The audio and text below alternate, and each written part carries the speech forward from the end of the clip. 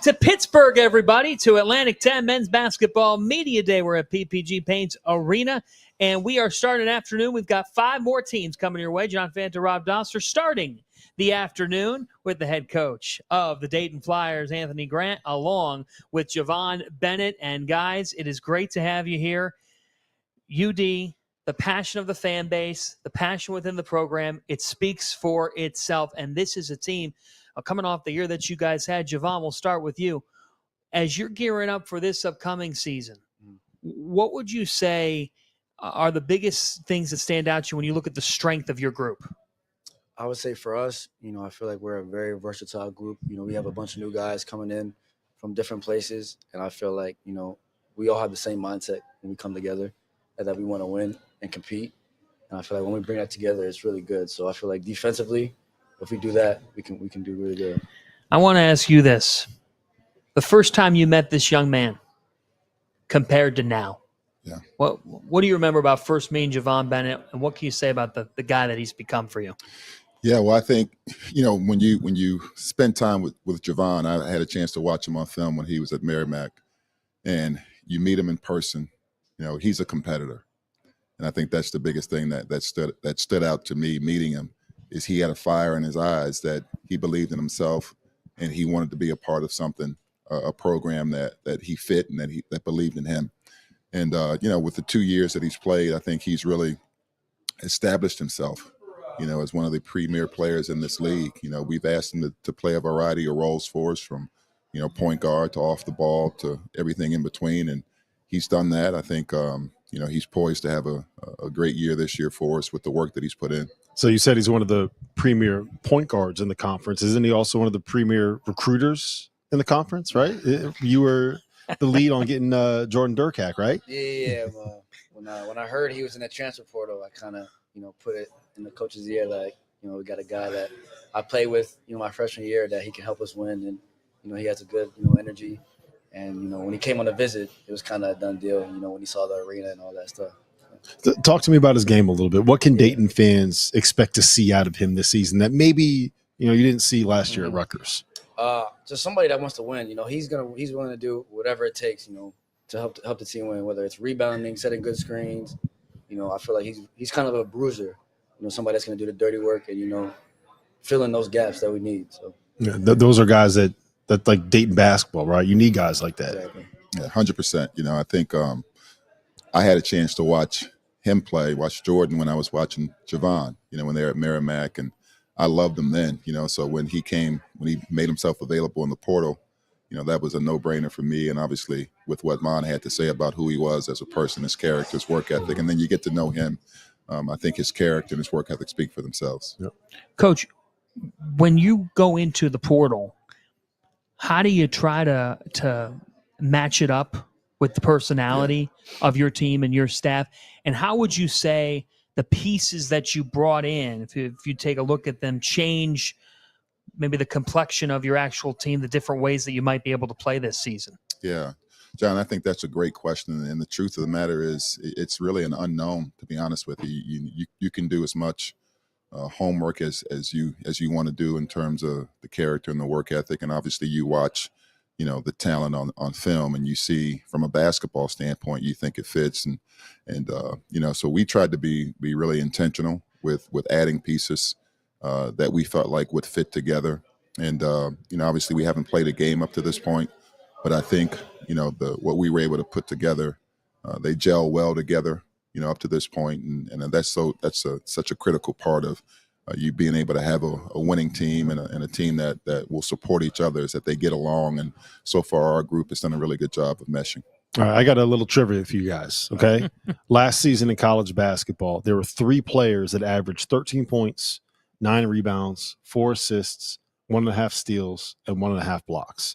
One of them was Neek Clifford, who was a top 30 pick, top 25 pick in the NBA draft, right? Another one of them, Yaxel Lindenborg, who would have been a top 25 first-round pick in the draft had he stayed. Now he's at Michigan. Do you know who the third guy is? Keontae Jones. Hey. You knew where I was going with that one. Huh? Break his game down for me. What can we expect to see out of him? Because I'm excited, man. 13-9-4. he's somebody that's very explosive. I feel like athletically, like there's not many guys that can, do what he does on the basketball court. And I feel like that shows with his stats, rebounding wise and, getting to the basket. I feel like he's going to really help us, especially in transition. Was that what you were looking for when you started recruiting? I think, Keontae, to me, the stats, they speak for themselves, but I think just his presence, the way he works, I think it's one of those guys that he's a multiplier, what I call it, in terms of he's a guy that if you're playing with him and you see the energy he brings, you see the way he plays, makes you want to, emulate that. It makes you want to go out and bring that to the court as well. And, you can't have enough guys like that on the floor. So I think he's a great addition for our group. Yeah. When I look at the way that this roster has kind of come together, right, for you this season, it looks a lot to me like the 2020 team where you got a point guard like Javon that can kind of get into the paint and make things happen. And you got shooters and versatile guys from that 2 to the 4 spot. And you got a big fella inside that you could throw, you throw it to the top of the square, he's going to go up there and get it. And it just feels like this is the kind of team that's, one, built like a modern basketball team, but two, kind of in the Anthony Grant wheelhouse a little bit. Rob, I'm going to caution you. When you start throwing out stuff like that to our fan base, they can get a little excited. The fan base, so they're passionate. Was it 77 straight sellouts? Yeah, I like the group that we have. We still have not, be honest with you, at this stage, had everybody together and available as of yet. But I think just the chemistry that you see when they're with each other, off the court, around each other. I think that's critical. That team that you're speaking about had that chemistry. Now we've got to be able to put it together on the court, on both sides of the ball, and that's a work in progress for us. You mentioned that they had chemistry. They also had a guy by the name of Obi Top. And when you see when guys that you're recruiting see what he's doing in the NBA and see the success that he's having, how much does that help you when you are reaching out to maybe players that don't necessarily realize what Dayton is as a program? Well, I think it certainly helps. I think Obi is a great ambassador, not only for Dayton, but I think just our basketball program, but for the city of Dayton. I think, it certainly helps, when recruits can look and see a national player of the year that came from Dayton, a guy that's a first-round draft pick and a guy that, most recently just played for an NBA championship. So I think we're very proud of what he's accomplished. And I think, he's – I wouldn't say the latest or laid the foundation, but a big part of the foundation of what Dayton Flyer basketball is all about. I see you nodding over there, Javon. Is that part of what put Dayton on the map for you? That's definitely one of the reasons. I knew about Dayton, entering the transfer portal. When they reached out, I was like, yeah, I know Obi went there, made a name for himself. They obviously didn't make it to the March Madness because of COVID, but I knew of them, so. Him just being around, he'll come back and visit us and play with us and work out with us. So just him being around is always great. As a point guard, when you're working out and playing with Obi, that's got to be the easiest assist you ever gotten in your life, right?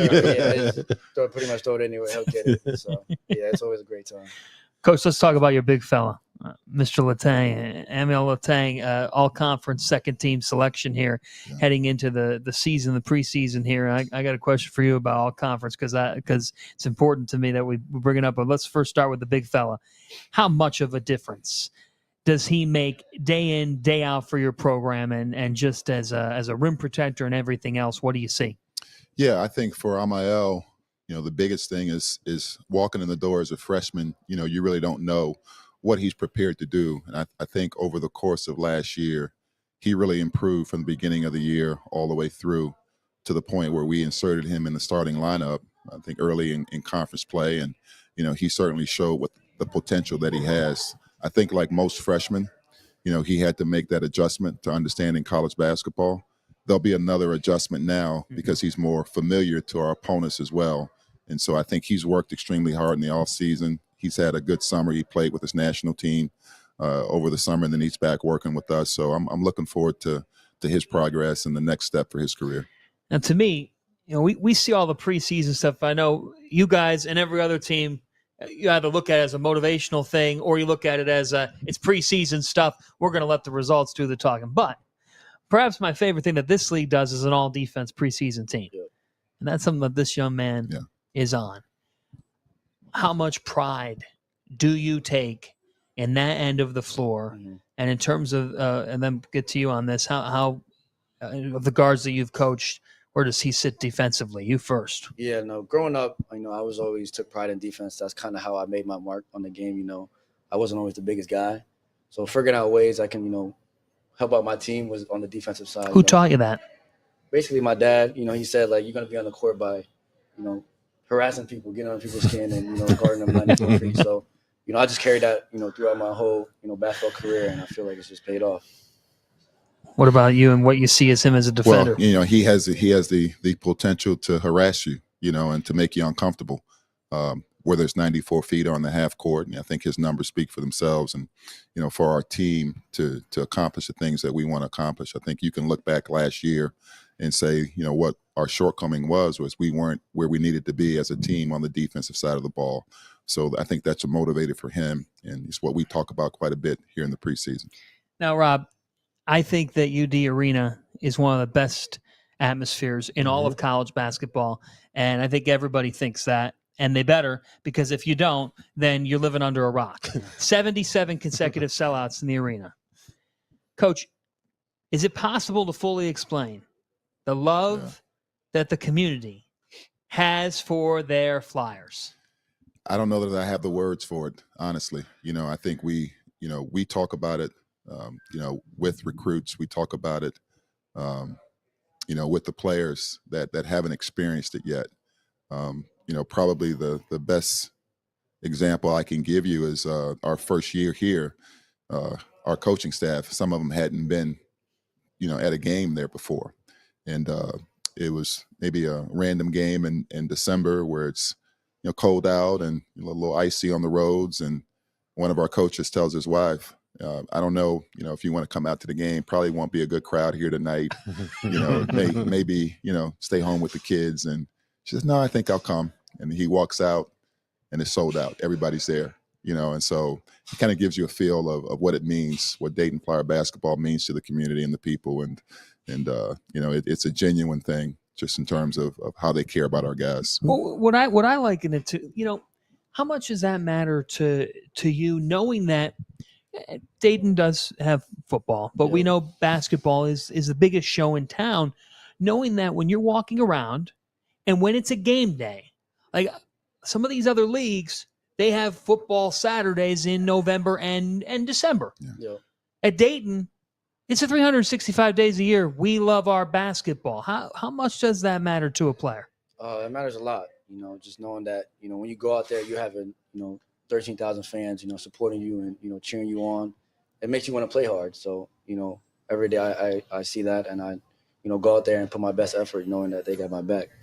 Where does that come from with Dayton? Like the history of that program, like how did we get to the point where this is, I mean, if you're putting 14,000 people in an arena, that's more than a lot of Power Fives are putting into their arenas. That's a great question. I mean, it's a tradition, and I don't date back to this tradition, but Tom Blackburn back in the day, and, you can think back in the 30s and 40s, the country was going through a lot, economically, socially, the whole deal. And Dayton Flyer basketball was something that the community could rally around. And then you fast forward to Don Donaher's era, who I played for, 25 years as a head coach at Dayton, and what he was able to accomplish, a part of an Olympic assistant coach for the Olympic team that won a gold medal. Just his legacy, I think one of the greatest college basketball coaches to ever do it. And then the guys that have come after them, you've had guys that have had a lot of success.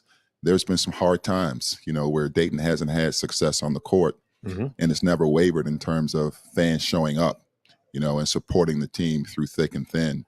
And when I came back as a head coach, to hear people say, hey, welcome back. When I was a kid, I watched you play. My parents used to bring me to the games to watch you play. Now I bring my kids to watch the Flyers play. That's a legacy. That's a part of what the community's all about. And then the relationships that you hear people have with the people they sit next to, that they've grown up with watching Dayton Flyer basketball. So it's really ingrained in the community. The thing that's really cool about it is that Dayton can have down years, and that doesn't affect the way that the fan base follows it, because there's other programs where, you know, they'll have runs of 2, 3, 4, 5 years where you're selling out, and all of a sudden their home gyms are a lot of fun to go to and loud and rowdy, and then one down season and all of a sudden it's not the cool thing to do anymore. Like, there's a level of tradition involved that dates back beyond just, you know, the last year or two. Yeah. I don't know if I'd agree with you that we can have down seasons. That probably wouldn't be good for me. Yeah, I mean, he just said this in the same conversation that the ticket offices, the phones are ringing because they're saying, "Hey, I'd like to try to get a couple more tickets," because Rob Dauster said it's going to be the best team we've had since 2020. I mean, you have really set them up here. I'm just trying to give a level of expectation, right? No, but Set no, the you're bar right. high. I mean, I think it's a love affair that our community has with Dayton Flyer basketball. Yeah, it's special. One thing that was really special, Billy Donovan got inducted into the Hall of Fame, and he brought you up. You know, among other things, when getting inducted, you were there. Yeah.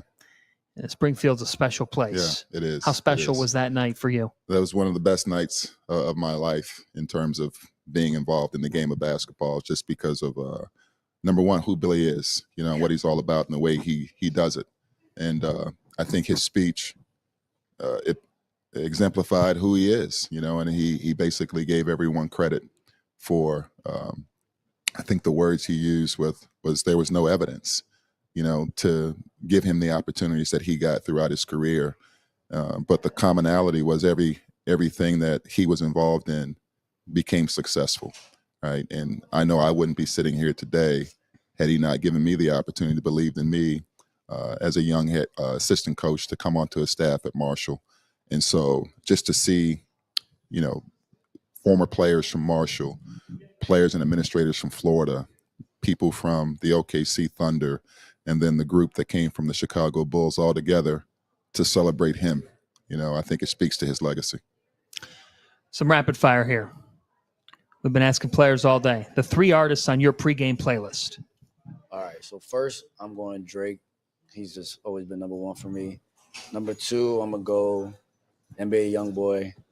And then number 3, I'm going to do Lil Baby. When you were playing, who were the artists on your pregame playlist? It was vinyl records. I don't even know if we had I don't know if we had Walkmans back then. I don't even think Walkmans had been invented back then. What do you think of that? I don't even know what that is. You don't know what a Walkman is? No. You don't know what a Walkman is? No. No?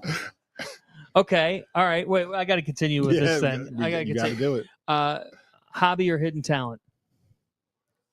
I'm a really good bowler. Wow. Yes. It's the highest score. I've gotten close to 200 before. Has the team gone out? Yeah, we have. Do you bowl? Not well. What's your hobby or hidden talent? I got to hear this. So lately, I've taken up biking. My wife and I will get out and we'll bike. I like it. What's the phrase or expression that you hear from coach in practice, or that's safe, or expression where you know I just screwed up. I better get back on track here. It's a good one. Be careful. I would say he uses like "you will recover" a lot. When we get tired, he'll say like he say you'll recover to show like other teams we're not tired. So that's the first thing that came to mind. It's preseason, right? Yeah. We got to get in shape. That's what I'm talking about. The Flyers are in shape. They're ready for a big year. We appreciate both of you guys. Thanks for having us, guys. Thanks, We Coach. appreciate it. Thanks, Coach. Yeah, appreciate Thanks, you guys. Javon Bennett. That was awesome. Yep. All right, the Dayton Flyers in the building. We're going to go from Dayton to Duquesne in a few moments. John Fanta, Rob Dauster, you guys can head off to your next station.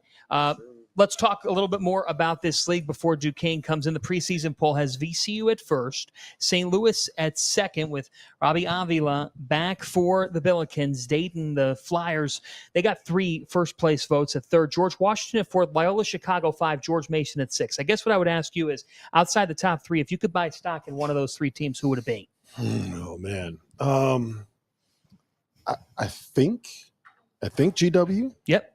To me, I just think that there's a lot of talent there.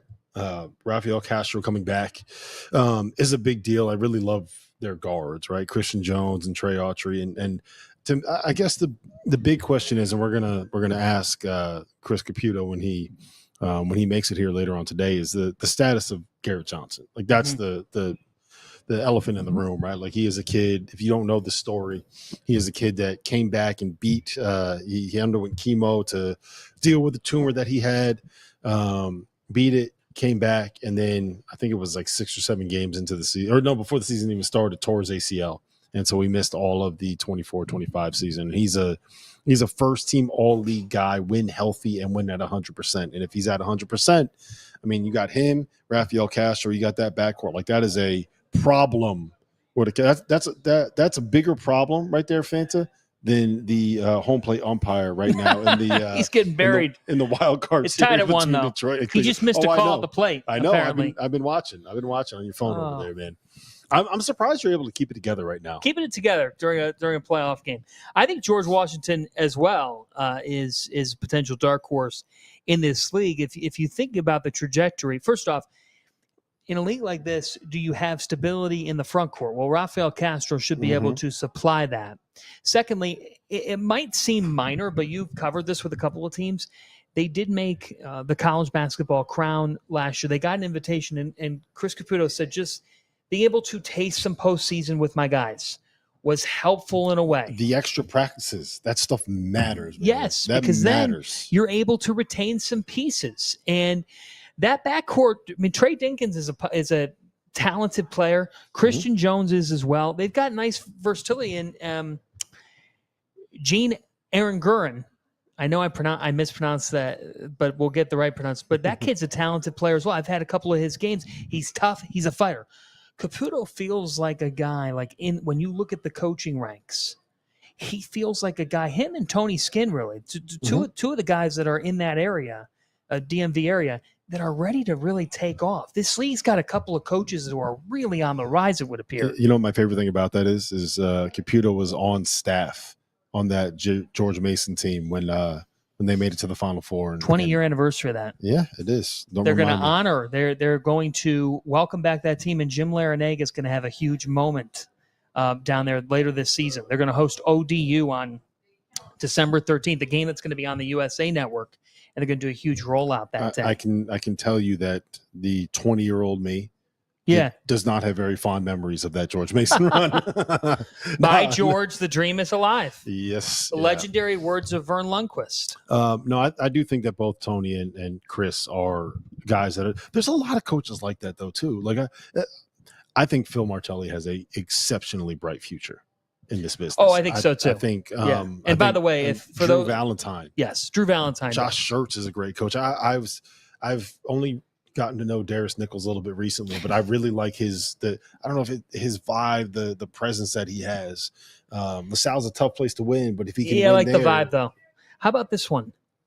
I'll be honest with you. When I saw the preseason poll compared to how he answered questions, Rhode Island's not finishing 12th in this league. No, I don't think so. Based on the way that Archie just talked to us, he is bullish on his team. Like he thinks that his team is going to be hanging around in this league in the middle of it. I mean, I don't think he's saying he's going to be first, second, or third, but they're going to be a factor. And what do we say?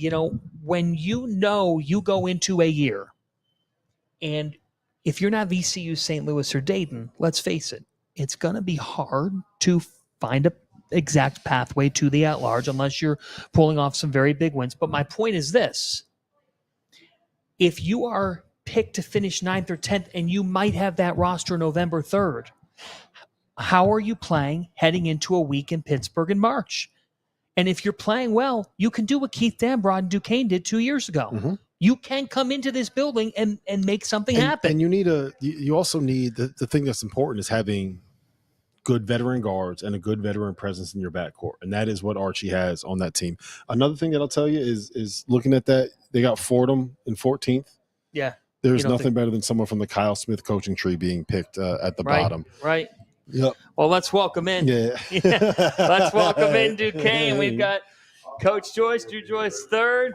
We got John Hughley, the big man here, coming in. Coach. We are live. We are live, fellas. Drew, good to see you, man. John, how you doing, man? Good John, to see you. rocking the tie, ready to go. Yeah, it is, sharp, big man. Thank you. It's great to see you, my friend. I think about your career, and now it comes here for Coach Joyce after you were at Xavier last year. When he reaches out to you and you guys start talking and you say, you know what, I'm going to come to the beautiful city of Pittsburgh. I'm going to play at Duquesne.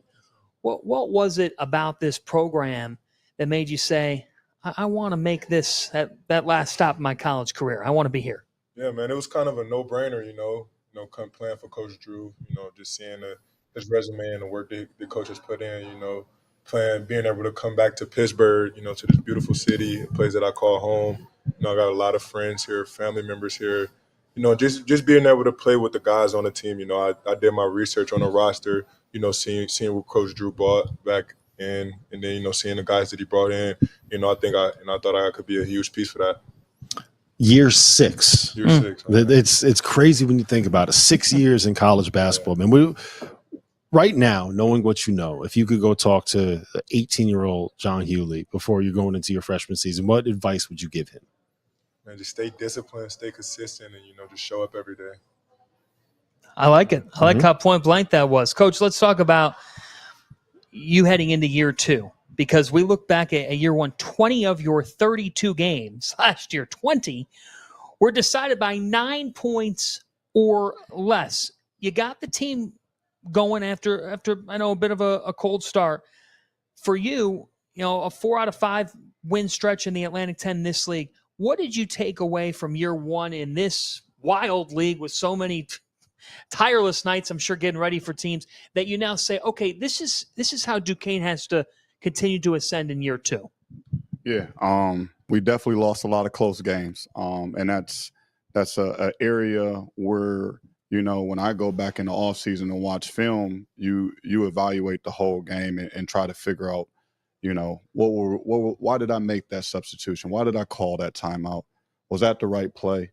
And not to just criticize myself, but to just learn and get better. And I think that was part of the huge adjustment from year 1 to year 2 is, going through those difficult times of watching games where I got my butt kicked and just figuring out how to get better and how to really start to identify what I want the team to be built like. The vision that I have for this ball club. I think sometimes in year 1, it comes at you fast. And you have to stick to your process and your plan. And this is year 2. I feel a little bit more sure of myself. I learned a lot, right? And I have a different trust level, not only for myself, right? In year 1, you're like, man, you got to trust your gut. You got to do this. And you never do. You overthink everything half the time. But, year 2, just the level of trust I have for myself and with my staff as well, too. I think that's a huge, huge thing. I assembled a great staff, and I have to let them blossom. I have to let them be stars in their roles. And I've tried to do that throughout this offseason and up to this current point. So when you start and you take over this job for the first time, I'm sure you have all these ideas about how you want to run your program, and I want to do this, and I want this to happen, and I want whatever it is. And then you get in the mix, and it probably goes about 30% the plan for what you really want to do. If you can even say 30%, right? Well, what is the biggest thing that you kind of learned getting in, moving that one seat over on the bench, taking over that role as the head coach, the guy that everybody is going to be looking to for answers? A little bit of patience, right? To have patience. And I'll even go back to the starting point, man. I got the job, and I was moving 100 miles per hour through the transfer portal, just trying to build a roster. Only 100? Only 100, yeah. Only 100. Only 100. But not evaluating and researching the way I needed to, feeling the pressure of I have to get this done or I'm not going to get it done. That was part of the building. And then going into the summertime where it's like, I got to get this drill in. We have to get this because this is what I planned, right? I planned this out. And, man, maybe I did too much. Maybe I didn't give the guys exactly what they needed because I was focused on my game plan. I wasn't reading the room enough and really understanding, no, this is the direction that we need to go. Let's adjust. Let's alter it. So you kind of draw. I go all the way back to where it started and just try to work my way through and figure out, man, maybe that 30% or that game plan that I wanted to stick to isn't the right method. Let's be more fluid. Let's be more patient and really evaluate and research exactly what needs to be done. Mm-hmm. You have the Atlantic 10's leader in three-point field goal percentage back in Cam Crawford. Just how much, and I'll start with you as teammate, how much does he mean to this group? And when that kid is left open from beyond the arc, how do things go? Man, playing with Cam, it brings a different feel as a good post pass scorer. I love to pass the ball, so when I see eyes eyeing on me, I know Cam is right there. And like you said, when it's up, it's green. So I think every shot that Cam shoots is a great shot, no matter if it's a contested shot. I think he's a great player, and not only is his 3-point shooting, he can play defense. So just having Cam around, it's a great person. He's a leader. He's been another guy who's been in college for 5 years. So just having him, knowing how to play the game, and just him being able to shoot the lights off the ball. Is it weird coaching guys that are this old? I don't know. I'm part of it now. Like you could have asked me if playing with guys this old back in college, and then we may have had something. But can you still hoop? Listen, I shoot jump shots. I don't hoop anymore. He would beat you in horse. Oh no, not me. I can get him. No. I think, yeah. I mean, look, I think about this program. We were just talking about in this league. Coach Dan brought 2 short years ago. It's a magical NCAA tournament run. This place is in a beautiful city this year. The conference tournament. Yeah, it's a home thing for you home guys. Tournament, right? Mm-hmm. You're from Pittsburgh. Like, how big is that coming into this? Cleveland. Yeah, that's right. You're from Cleveland. I'm from Cleveland too. But being around here, I've got my playoff game on here. That's for a different story. But the point is, when you come here, you obviously want to play for him, but you see a level of opportunity. How much can John Hughley, how much you look at it? I'm going to take out the pen. I'm going to write my final chapter on my terms. I'm going to lead this team and be that type of force that he's asking me to be. Can I jump in there before he even answers? That's the direct challenge I put in front of him.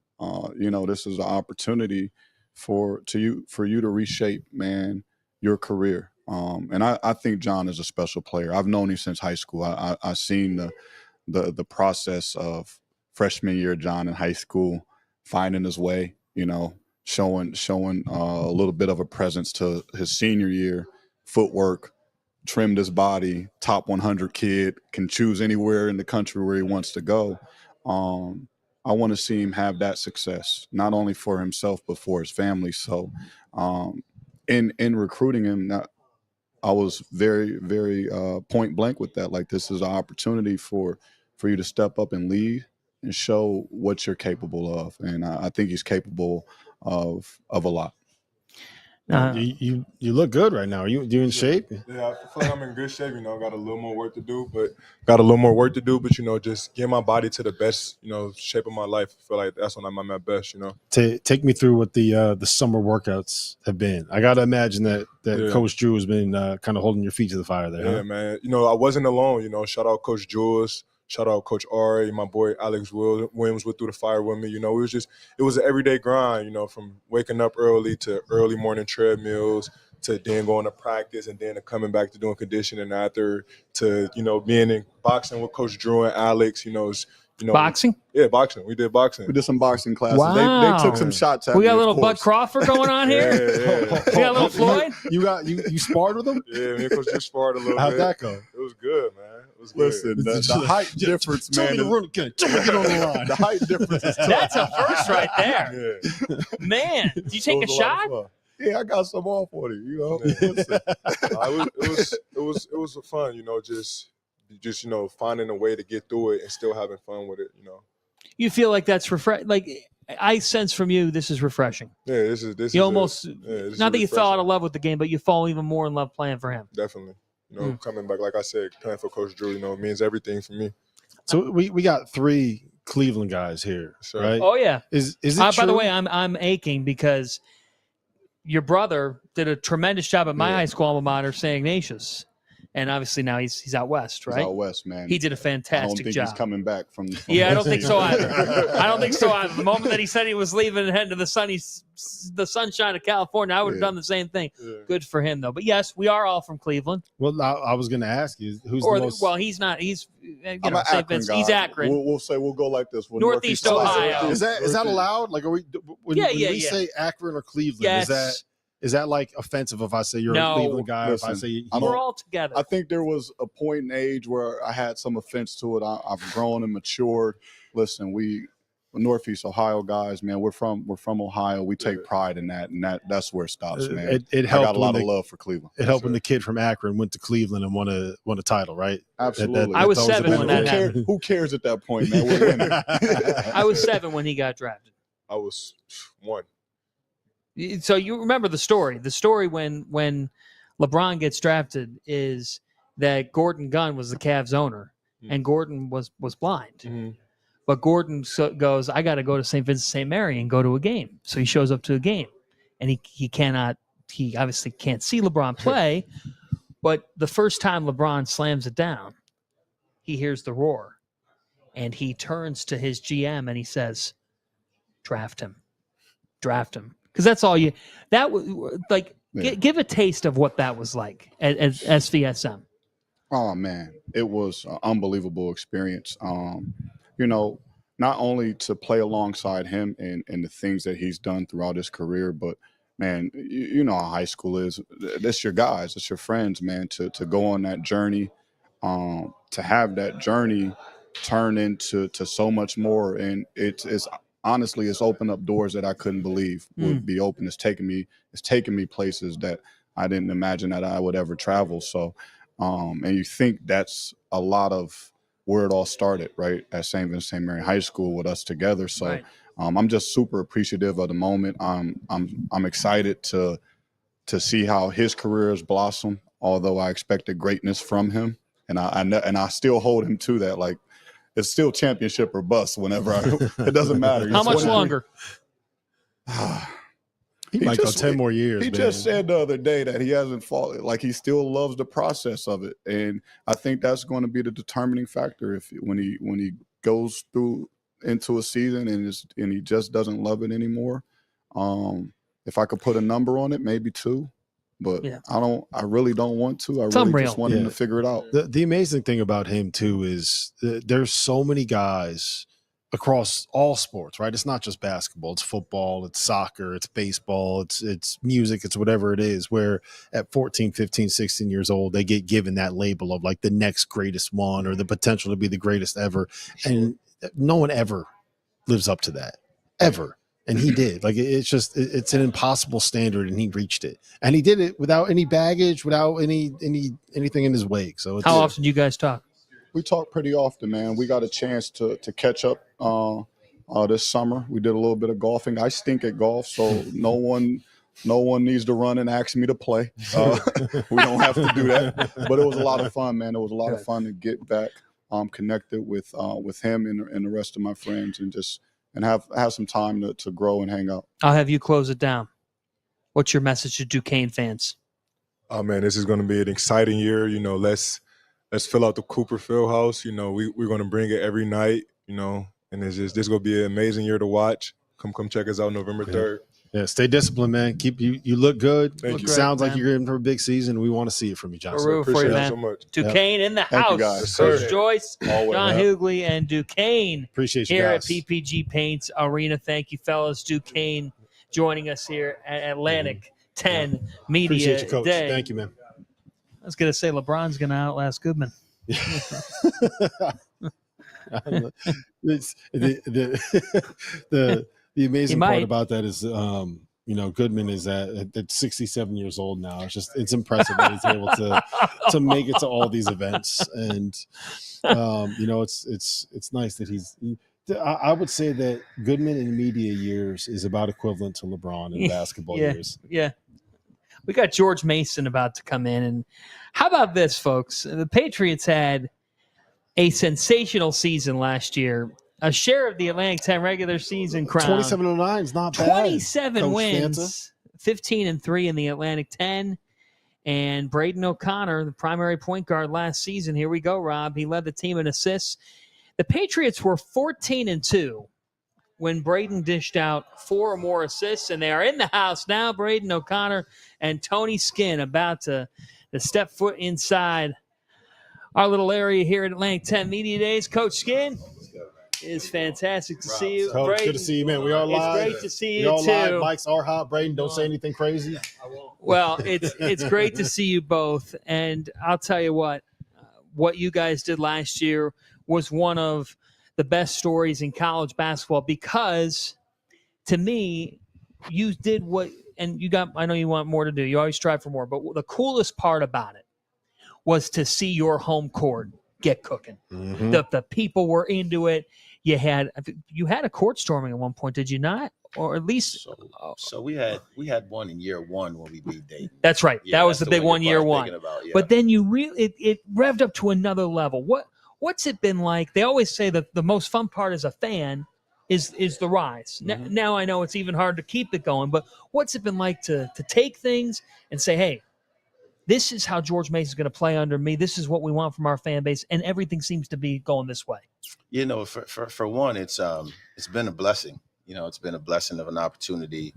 Not every day you get to wake up and, you know, you're putting that green and gold, the place that raised you, place that you played at, place you found, you know, success as, you know, a 19-year-old, and to be able to come back years later, to get the opportunity to have your goals, to have your plans, but then to see it come to fruition. It's a special moment. And, you know, we had a lot of success last year with that team, and just in a really good position right now as an institution. It was a little bit different last year when you had all of those pieces coming back. And then this season you got the gentleman to your right coming back, and more or less that's about it with what you guys have. How are you attacking this offseason, and how much different is it than what you did last year? Yeah, no, it's you know, the one thing I try to make sure, you know, I remind myself and remind my staff, you know, we're all dealing with the same problem when it comes to retention. Some are more or less. You know, for us, we lost 91% of our production.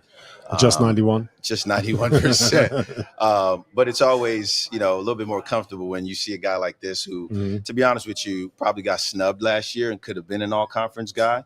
When you bring back someone like a Braydon O'Connor, and then you try to put some pieces together like we did in the offseason, you know, credit to my staff. We actually went 7 for 7 in official visits. When you're trying to replace 11 scholarships. 7 for 7? Yeah, 7 for 7. 7%, that's better than 91%. Yeah, that calls for a cookout or some sort of celebration. When you think about replacing 11 guys, that's, you know, 25 official visits. And so we were very, very efficient. Did a great job evaluating. And obviously the way I feel about my team on September 30th is completely different than I did on June, 15th when they showed up on campus. It was very hard to pay attention to what you were saying there because all the mascots just walked by behind you. 50 years of the A10 day. Every one of them made a face for the camera. Yeah. But you know what else is a great story with George Mason? This guy here, the NIL deals, right? You're taking every penny. They went towards a wedding and a honeymoon, did they not? They did. Because I got the ring on me right now. Show off that ring, ladies and gentlemen. better. Braydon O'Connor's a married man. So tell us what that was like and when the wedding happened and were your teammates able to come and whatnot. So actually, I did have one of my teammates come. His name is Staj Sivka, and I had my assistant coach, Lewis Hinnett, who originally recruited me here, come to my wedding. That meant a lot to me. And the ability to make NIL is insane. Like, it's lovely. I benefit from it every single day. Where was the honeymoon? It was in Mexico. Ooh. Yeah, it was in Mexico. It was in Playa del Carmen. It was like 30 minutes away from Cancun. It was amazing. And when did all this happen? This happened this previous summer. Wow. Yeah. That is awesome, man. That's really cool. 1, 2, you adjusted as a player last year, and I'll get you on this after, but you had not played a ton of point guard until you sort of get thrown into the mix here, and the team found great success with you. 14-2 when you had at least 4 assists last season. Yeah. How did that transition become reality for you, and how did you approach it?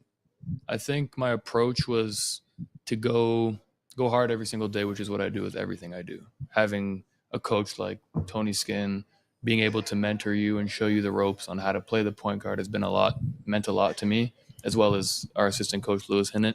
they taught me the ropes, and I did my best. What made you say, this is what we want to do with him? And I know you obviously have high expectations, but could you have imagined a better sort of transition to that position for him?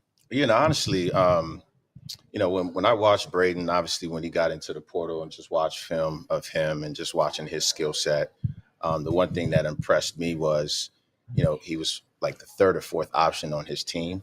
But when you look at his stats, he was 1 or 2 in every statistical category. Right. I mean, as you're watching the way he plays, his athleticism, his fast twitch, his ability to make plays, if I'm being honest, I wasn't as comfortable with him playing a point guard position, but that's our jobs as coaches. And when you have, someone like myself who played the position, the work that Coach Lou puts in every single day with him via film and being on the floor, he got better every single day. It makes it a lot easier when he's the hardest working guy in the gym. I've only coached 2 players that have probably outworked Braydon O'Connor, really just one. You probably know one of them. That's Jerry Roden. Yes. I put those guys in the gym with anybody when it comes to work ethic. Lunch pail. Yeah, it's a big reason why he was successful playing that position, and big reason why we were successful as well.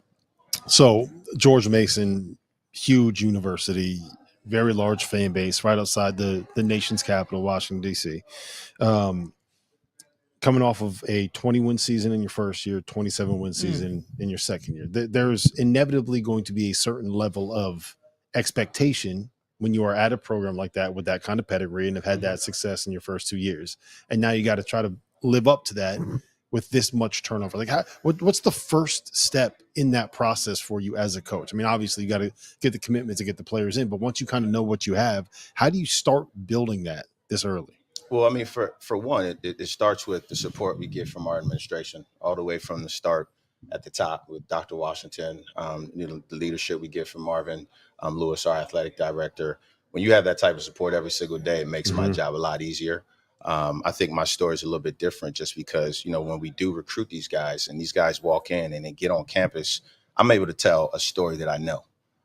This isn't me just selling just any university. This is me selling a place that gave me an opportunity. I took advantage of the opportunity. And, when you're in the DMV and you're recruiting some high level elite guys, whether they're high school kids or they're transfers, it resonates with those guys. And so I say it all the time. We're always going to have a cheat code when it comes to recruiting.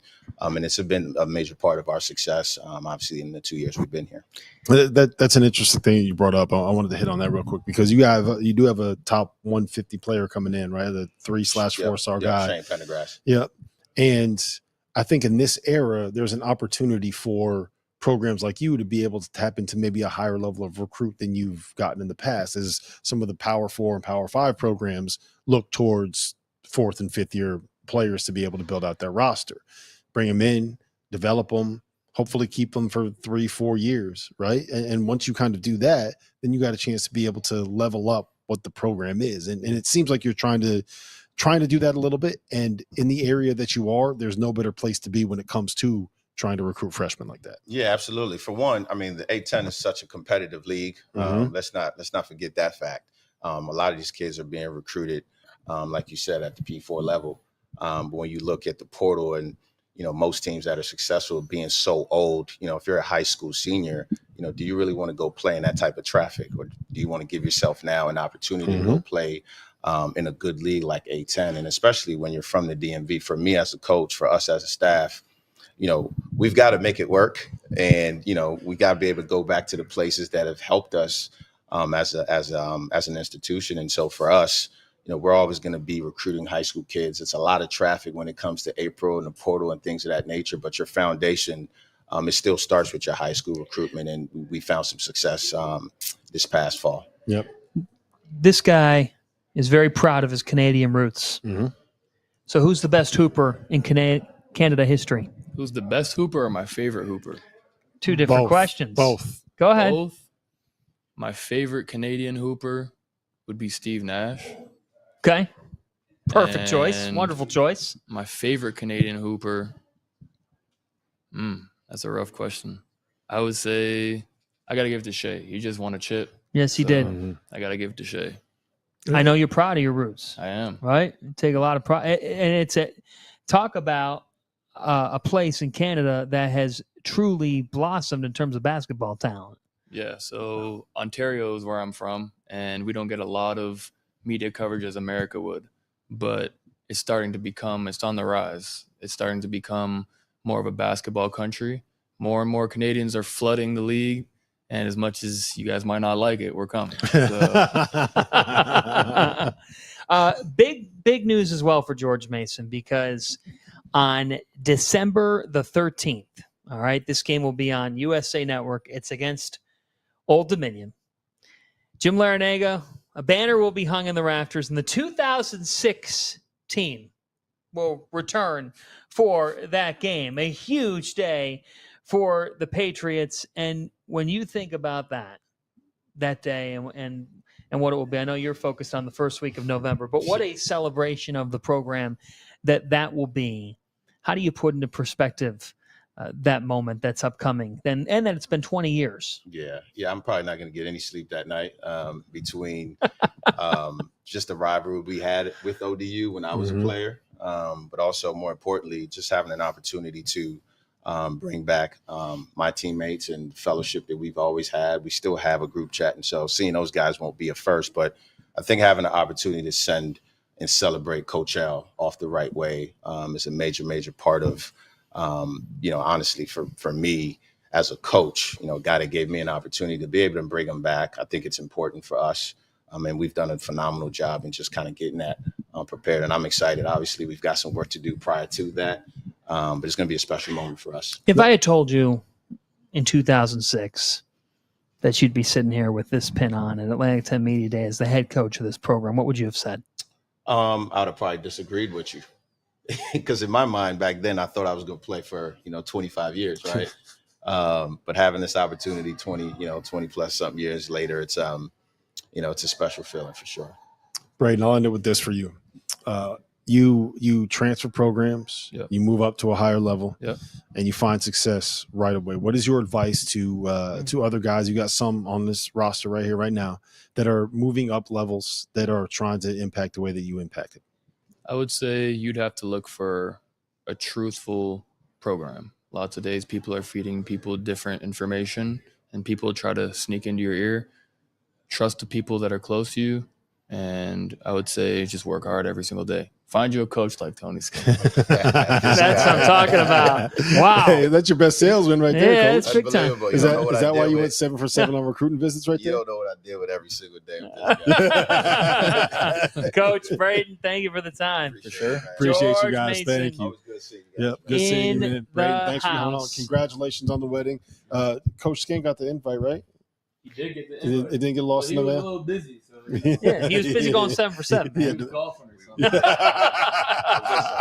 Yeah.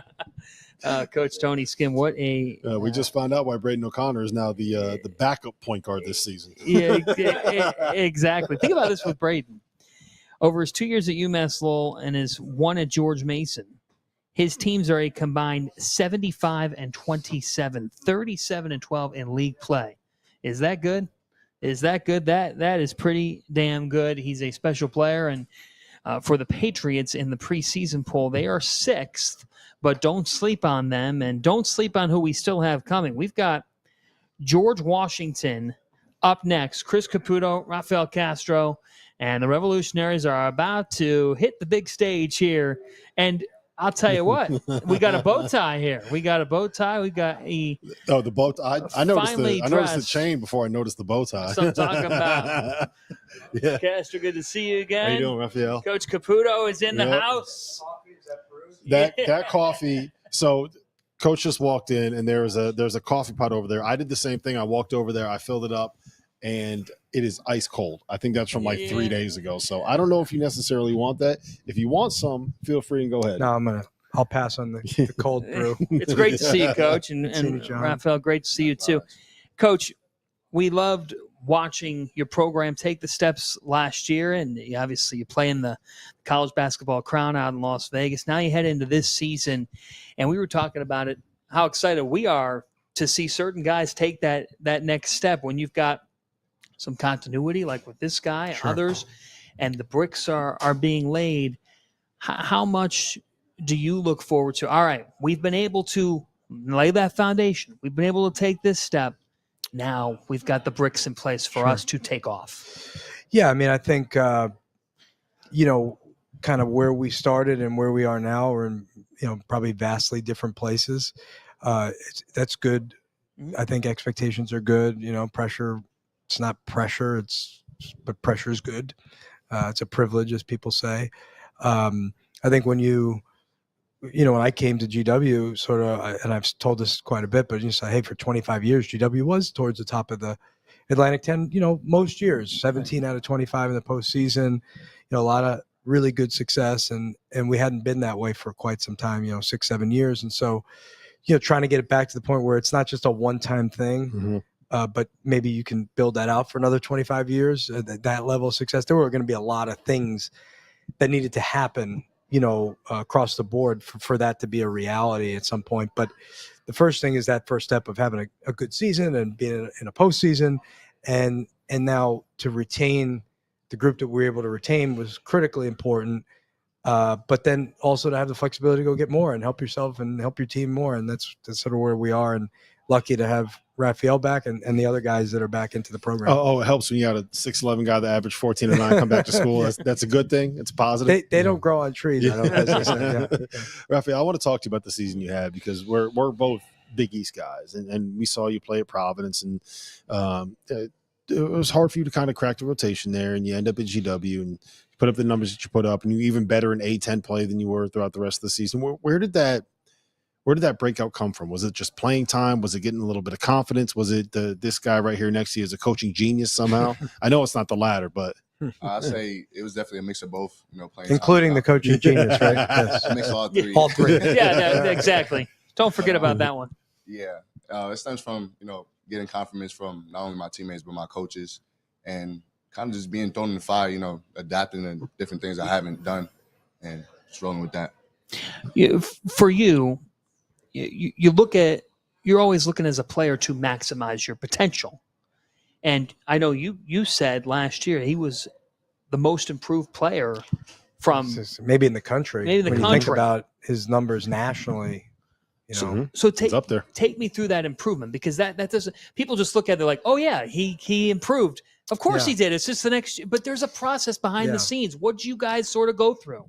Well, I certainly put the work in, right? That's the easiest thing to say. I mean, he's doing 2-a-days and he's in the weight room, and all the things that I think our staff has done to try to help him. And I think we've had a little bit of a track record throughout our time at GW in that world of improving players, but also, even as my time as an assistant. But I think the bigger thing is his emotional maturity, his makeup. I think the type of teammate he is. Those things I think are the separator, right? The work has to get done, the physical work, but the mental makeup I think is what allows him to have the type of year he had, and now be prepared to have like another great year. When it takes a little while for you to be able to find your footing like that in college, was there a point where you were just kind of like, man, I don't want to say you forgot what it was like to get in the game and play like this, but there's a certain point where it's like, okay, I haven't done this in a while, and now you're out there and it's like, oh, I need to take 12 shots a game, 14 shots a game. Oh, you need me to get 16 a night for us to have a chance to win? Like, was it, I don't want to say weird, but did it take a while to adjust to kind of being relied on at that level again? Honestly, I'll say no, just because, you were ready for it. Not only that, but it starts at practice. I took my practice reps as serious as game reps. Anytime I'm in the gym working out, I take those just as serious. So it was just a matter of applying what I already do outside the game, just getting in there and having fun at the end of the day. So we know how this works in college basketball 2025. We can all be adults here, right? I'm sure that there were people reaching out to you after the season that you had, and you're back at GW. Why? Plenty of reasons, but to sum it up, I say for one, I couldn't find in my character to come to a program where I finally get the opportunity I've been looking for, and just up and leave on them. That's just not in my character at all. I kind of go by a saying that is loyalty over royalty, and I lived that to the fullest. So it wasn't really a hard decision. I have stability where I'm at. I love it over here, and I stayed. Yeah, talk a little bit about that's amazing. Yeah, some of the pieces you got coming back. The one that I do want to talk about is Garrett Johnson. Sure, we know his story. We know about what he dealt with the ACL last year. Where is he on his recovery? Yeah. Is he back playing? Yeah, You have a timeline for us? full go, back playing. It's been really encouraging thus far, both on his hip issue that's doing very well, and then obviously he's fully recovered. So over a year out on the knee, and it was a devastating blow to us both in my second year when we kind of lost him mid-season, and then just a cruel way to sort of cap that off by tearing his ACL in June. And so, as I've said, and I think the numbers would speak to he would have been one of the best players in our league last year. And certainly, we won 21 games. I would like to think that, we won more games with Garrett. But, the good news is he's back healthy, and, we're managing, him the right way to make sure that we can kind of get great production out of him without overdoing it. But I think all the guys, they feel it, his shooting, his size. He generates a lot more rim attempts than people realize for a guy who shoots it as well as he does. He's big. He's 6'8". Is he back to himself, though? Like, it's one thing to be healthy I and don't know. playing. So what do you think, Slim? He's close. When he says rim attempts, he means like trying to dunk on people. Yeah. And he rebounds. So he's back to doing that? Yeah. He's I wouldn't say he's totally in rhythm, but I think you're seeing a lot of positive signs, and that raises this ceiling quite honestly for our team, Well, and not only that, but when you, in this climate, when a lot of coaches are walking into a practice, first day of practice, and it's still relative to like a first week of school, a new class, where the fact that you can walk in, I'm going to ask you this in a second, I'll start with you, and Christian Jones and Trey Autry are standing there, and they know what you're going to put down on the table. Experienced guards, they mean so much in this sport. How would you sum up that duo and the way Trey Dinkins fits in with them? Well, I think I'm really proud of the idea that, we have some homegrown guys that have had great success, right? So starts with, Garrett, even though he was at Princeton, never played there. So his experience was with us. Christian and Trey, certainly hardened by their experience freshman year. Christian with his red shirt, Trey with, sort of typical freshman year of some really good moments up and down, what have you. Both of those guys were rock solid last year, and yet we're also in a position institutionally where, hey, there's a real commitment to keeping the best players in the program and also supplementing that. And so those guys had great experiences. Rafael had great experiences. Garrett, great experience. Those guys being back speaks to that. But then to be able to get a Trey Dinkins and some others, obviously, Trey haven't done it in our league, in terms of production at a pretty high level, and obviously Duquesne had a really good conference stretch, and he's different than those guys. So, our job will be to make them all fit together. And we have 4 other transfers coming in, 2 freshmen. But I think the balance is the key, right? The idea that you have continuity while also being able to have really good players into the program. Yeah, you got some size and you got a great backcourt. It feels like we spent this whole time talking about the big guys for obvious reasons. But Rafael, I want to ask you this: you got Trey, you got Christian, you got even Gene. I think is going to come in here and be. He's been terrific. A player. Love that kid. Like you got 4 or 5 players in that backcourt that can all be contributors, and we saw 3 of them go put up big numbers in the A-10 last year. How good have the guards been, and how excited are you as a big guy to be able to play with some of those guys? Yeah, the guards been great. I say I practice, they've been doing their job. It's been looking real good. And I say from the offensive tip, I'll create more space in both ways. Like I get more space on the block, hopefully more one-on-one situations where I don't have to get doubled. And also on the flip side, knowing if I do get doubled, I'm confident enough in my teammates to kick it out and know they'll drain the 3. And it's nice when you have a couple guards where you're rolling to the rim, they throw it to the square, you can go get it. Definitely. Potentially better lob throwing ability than we had last year. Yeah. I don't know if it's better or the message is clear. Like just throw it there. Throw it up. Throw it up somewhere near the rim. I'll go get it. Yeah. The message is clearer. They've seen it now. The message wasn't. Yeah. I guess the message wasn't clear enough. I was going to say that probably was on purpose too. There was a reason for that. I don't want to be too clear on that one. For you, before we let you go, I remember when you were at your previous stop before coming over to GW, and it's so great to see that not only have you found a home, but you're crushing it at that place. The loyalty aspect is awesome. Like I just want to share with you, we cover this sport, bunch of teams. We don't hear that from players. So, Coach, I know you already know you got a great one. Yeah. That's a great answer, and it's special in this time. How much do you look at it as, he said don't shy away from expectations. It's a privilege. How much does it matter to say, you know what, I want to be part of that team that got George Washington back to the NCAA tournament, that got people talking about Revolutionaries basketball again, all of that? Yeah, that's bigger than any amount of money to me. Like, at the end of the day, I play for the front of the jersey, understanding if I do what I do my job, my teammates trust me and I trust them, the back of the jersey will shine. So that's ultimately what's important. Yeah, I love that mindset. There's no better advertisement for the program right there. Yep. Coach, it's great to see you. How are the Guardians doing? Well, they are they're down 2-1 in the 7th inning, but I have faith because they've had magic all year, but they got to get Scoobel out of the game because with Scoobel on the rubber, things are tough. So I'm praying. Awesome. All right. Great to see you, Coach. See See you in a couple my weeks. Mets right now, Thank you, guys. Chris, I am happy for you, man. I know that you've been through a lot in your coaching career and kind of getting to this point. And I mean, I don't know if you remember this. It was somewhere around like 2019. Yeah. Someone put out a list of like, these are the top 25 assistants that have a chance to be like the I used to be like number 1 on that list for like 10 years straight. And then you sent me the list and you're like, I used to be like on getting this. nominated for an Emmy or something. It's great to see you like find a job that you can thrive. No, I am very fortunate to be at GW. Things work out great. We got great leadership. Our president, our athletic director, our board, our leadership is, this was a place with the bones of a really good job, and we just had not done the things that we needed to do to make it what it could be. And we're not there yet, but we're certainly well on our way.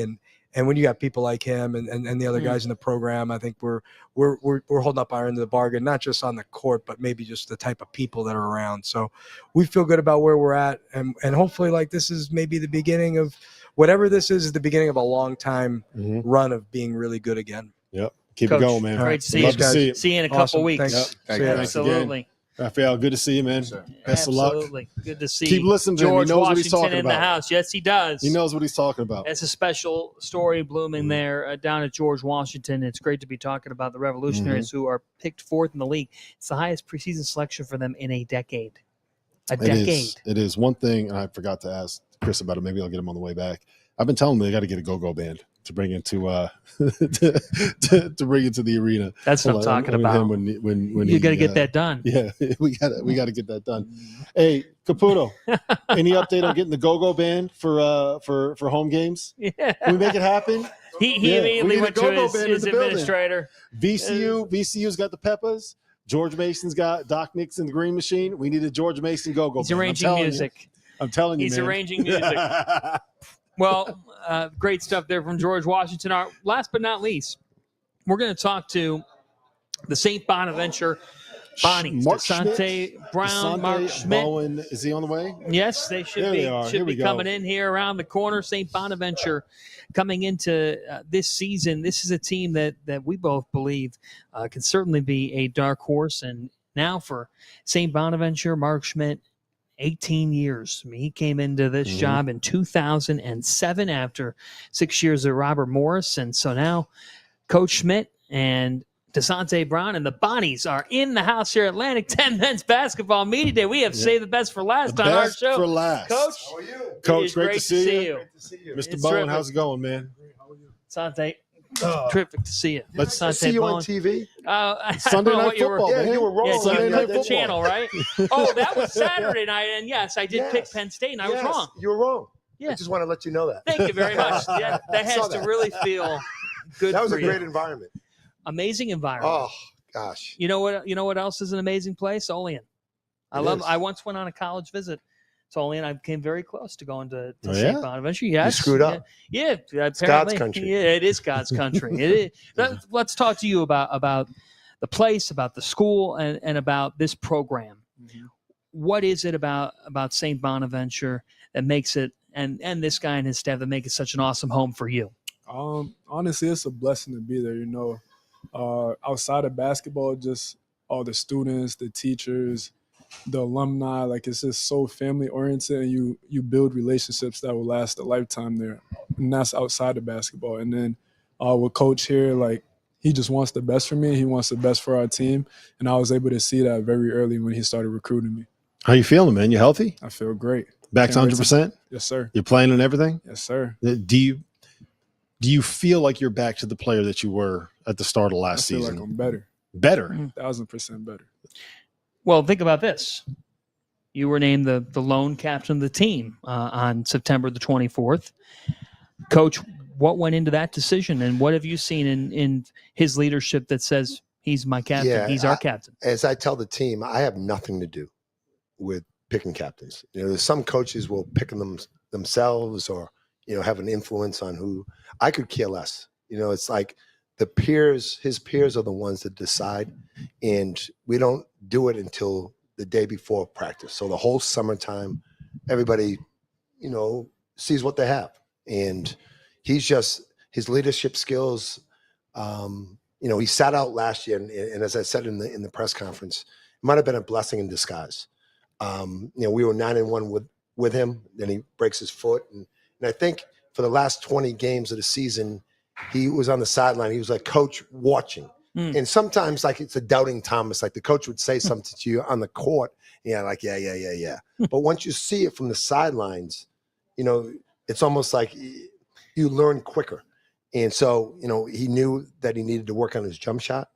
And he's done a tremendous job over the summertime. That was an Achilles heel for him. And his leadership, when we have 11 new guys. And those 11 guys picked Dasonte to be the voice. And that's why people put, a captain on their resume. It's important. It means that you have leadership skills and the players really respect you. You look refreshed. I went over to Ireland, played golf. Mm-hmm. I heard you had like a 3.5 week vacation. Listen, I had a hole-in-one at Oak Hill Country Club. Do we have video of this? Listen. I've been asking. And I've done something that Tiger Woods never did. Oh boy! Got a hole-in-one at Oak Hill. And as I told my friends, I knew it was going to happen. I'm 62, but I knew it was going to happen.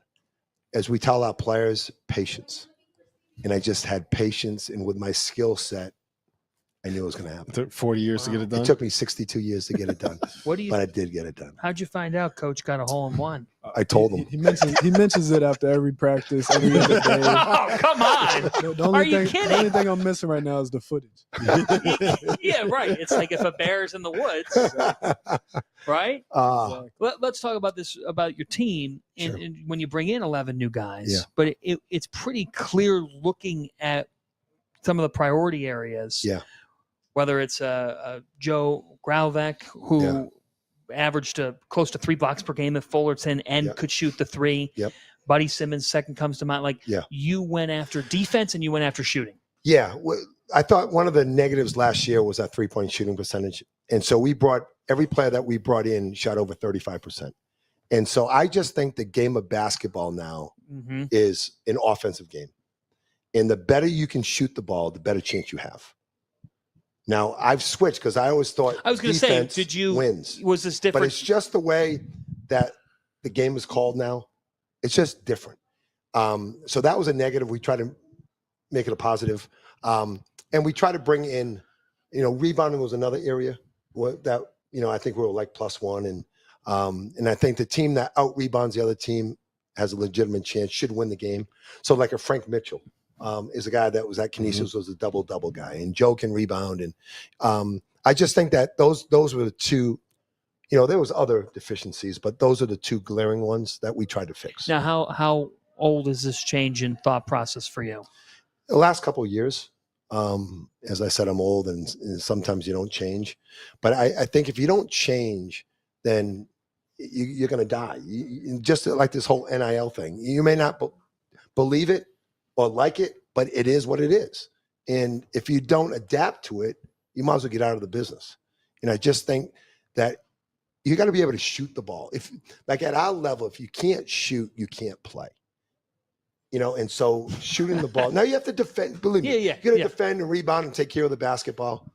But you need to be able to shoot the ball, put the ball in in the basket from beyond the arc. So is the theory now we'll find guys that can shoot and teach them how to do the other stuff as opposed to finding guys that can guard and teach I them just how think to play? it's like we knew we had a deficiency, and like the portal is a good thing, it's a bad thing. But it can be it works against you, and we lost, like a Melvin Council. But it can be a positive too, where you look at guys that have done it in Division I, have shot the ball at 35% or better. Those are the guys you want. They've done it, maybe they didn't do it at the Atlantic 10, but they did it at the Division I level, where in the past you're recruiting a high school kid. Well, who knows? He's a great shooter in high school, but he's playing against you and I. We've seen these guys play against Division I caliber players, so it gives you a little bit more of a comforting feeling that they can do it for us. 50 years of this league. Yeah. So much history. Yeah. So many big time moments, stars, coaches. You've had terrific success in this conference. When you think about the Atlantic 10 and some of your favorite memories, but also where the league sits at the table in 2025, what comes to mind? We've had Hall of Fame coaches. We've had great players. We have 10 guys in the NBA right now. We've had 12 first-round picks. It's like the Atlantic 10 doesn't have to take a backseat to anybody. We can compete, against anybody, and we've proven that we can beat anybody in this country. So I think we've done a good job in the change of landscape now with the whole NIL. Like, I think the Atlantic 10 hasn't fought it. They've accepted it. They've made changes, and everybody's in. All 14 schools have decided to revenue share, and that's what you got to do. You may not like it, paying players or whatever, but that's the rules. And as I say, you got to follow the rules. And we're following, and the Atlantic 10 has done a good job of being all in. Because I think with this whole revenue sharing, we may have an advantage because we don't have to share with football. Now, it depends on what's going to happen with, the dock money. Is the bag money coming back? Right. I don't know that. Or with all these NIL deals, how many are going to be rejected? Right. Are they going to take a hard stance? Well, and how do they look at everything accurately? Exactly. So I just, the concern that I have is one guy, one student athlete sues. What's going to happen? I'll tell you what's going to happen is that there's going to be a lot of lawyers that are going to have a lot of billable hours. They're going to make a lot of money out of this. Bingo. Yeah. I wish I got a law degree. But we have, I think, if you look at just the parameters, how it is right now, the Atlantic 10, the basketball-centric conferences may have an advantage. Dasonte. But it's yet to be determined, what's going to happen. Yeah. Dasonte, do you know where your season is starting this year? First game of the year. Do you know that? South Carolina against Belmont. Bradley. Bradley. Yeah. In Rock Hill. Yes, sir. At 11 a.m. You know what channel that's going to be on? I do not. You don't know what it's going to be on? No, sir. It's going to be on the field of 68. Okay. Yeah. Are you excited about coming down to Rock Hill and playing in that event? Yeah, I'm so excited. I'm really more excited to start that season 1-0. I'm so excited. He focuses his post practice time on talking about his golf skills. Yeah. Not that Jeff Goodman's going to be in the same building. Jeff for your who? I don't know him. Thank God he's not here. He's really old. Yeah, you're about the 8th coach that said that, by the way. Yeah, we don't need him. But the field of 60, we're really looking forward to it. It's going to be it's going to be a blast. Well, I give you credit, and I give you a ton of credit because I just think, and I can feel that you feel the same way, and I'm sure you feel the same. You as a player want to play in games that matter, games that move the needle. You as a coach, there's just not a lot of coaches who are going to say, yes, I'm willing to play at 11 a.m. on the opening day, where the bodies are going to get an isolated window on social media and all over the place. I just think it's a no-brainer for both schools. You got two successful programs. Bradley's won 29 games last year. Coach Waddle is a great coach. It's like it's a no lose.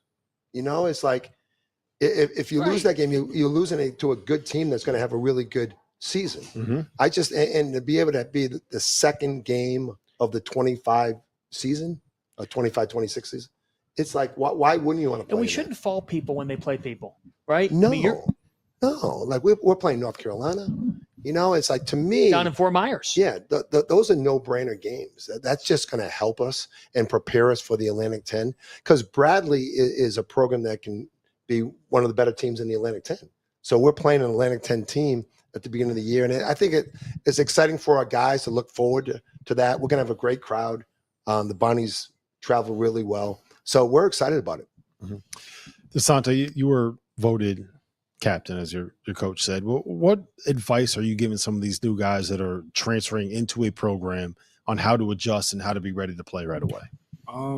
Honestly, just to trust the process and stay patient. You know, we run a lot of sets. He throws a lot at us on a daily, and it can get frustrating for a lot of guys that aren't used to like this volume of execution. So just making sure they stay patient and just trust that what he's putting on us works, and looking in the past and seeing that it's worked in the past, and trusting that if we really lock in, that the formula will work in the future for us as we get throughout this season. I think the guy that's going to get the most attention on your team because of his backstory is Joe Grahovic?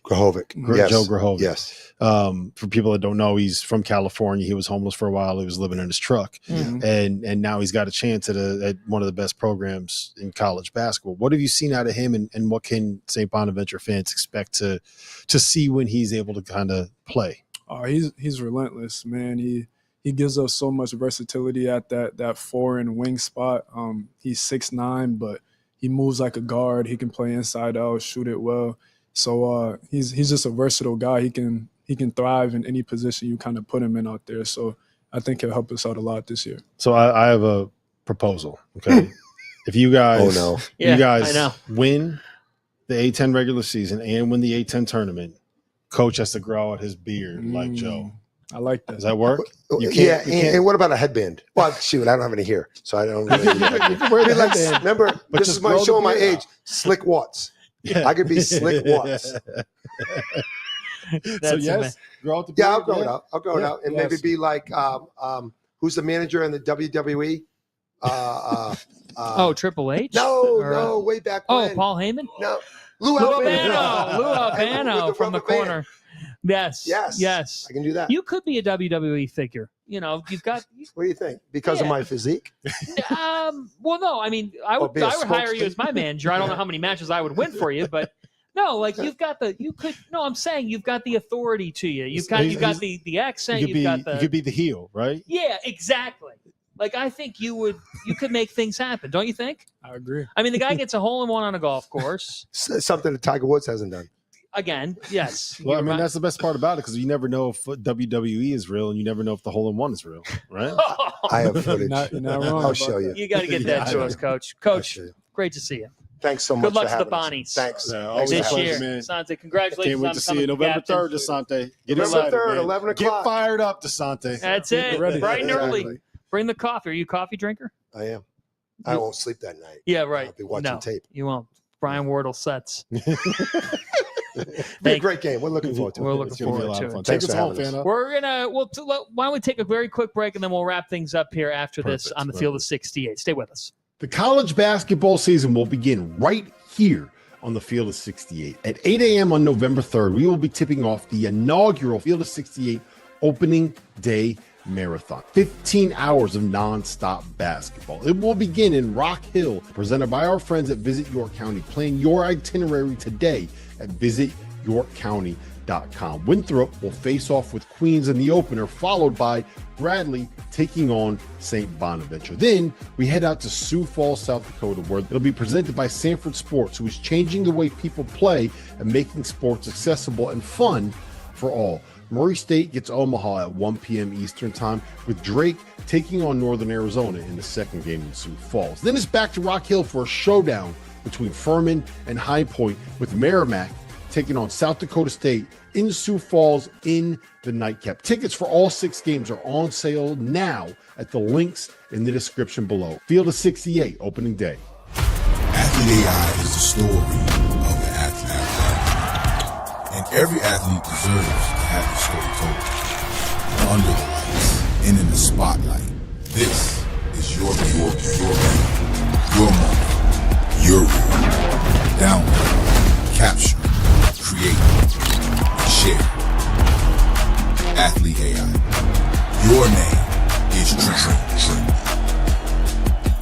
Do you need your fix of college basketball analysis at the end of every night during the season? If you crave instant reactions and informed breakdowns, make sure you tune into the Field of 68 After Dark every night with access to the biggest stars in the sport and a cast of characters that includes the likes of Tyler Hansborough, Randolph Childress, John Fanta, John Henson, Terrence Oglesby, Jarrell McNeil, and many, many more. The Field of 68 After Dark is where college basketball happens.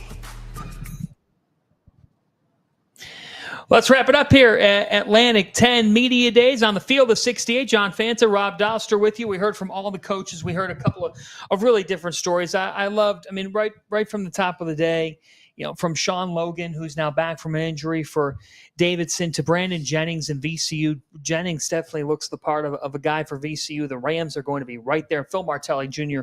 looks like a star. Miles Rubin and Drew Valentine talking about Loyola Chicago and their upside of what he's done in the portal and building this thing out, to Javon, Bennett, and Dayton. You always know they're going to be a factor, to Braydon O'Connor and Tony Skinn talking about George Mason's upside. This league has depth. It's got buzz. And, oh, by the way, Robbie Avila is still in it, and in it at St. Louis, where they have hopes of avenging last season and being the champions in this conference. I think that this is the year where we get back to double the more than one bid, multiple bids. I would think so. I really do think that. The Atlantic 10. I really do believe that both VCU and Dayton have a real chance. I think that St. Louis is a team where, as long as they are able to stay healthy, when you have a guy like Robbie Avila at the 5, you can really build around him. I mean, he's different than you're going to find anybody else here. I would not be shocked if GW found a way to be able to win this league. And I don't think that's speaking out of pocket or saying anything crazy. I mean, no, I don't think so either. Rafael Castro has a very real chance to be Conference Player of the Year. Garrett Johnson is going to be a guy that is just a terrific player. And then their backcourt is very good. As good as any backcourt you're going to find in this conference.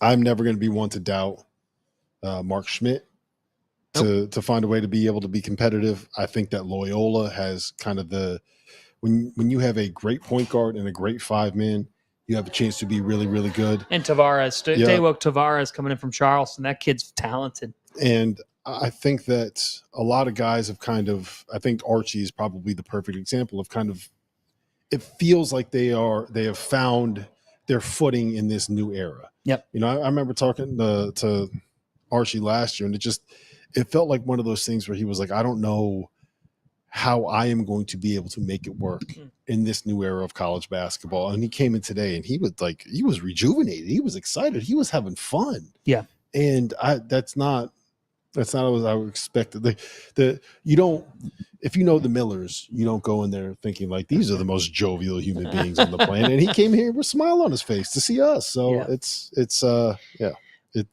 going to be a really good year for the league. Fun day here. We love being in Pittsburgh. What's up next the rest of the week on the Field of 68? So tomorrow we're heading down to Greenville, South Carolina. We have the SoCon Media Day. It's going to be T.O. and Jeff Goodman are going to be down there. It's going to be, I think, 9 a.m. to 2:30 p.m. Very nice. Then on Thursday, we will be doing CAA Media Day. It'll be remote, but we will be on the Field of 68. That starts at 10 a.m., runs until 4 p.m. We will have men's and women's going on Thursday. CAA is going to be a lot of fun.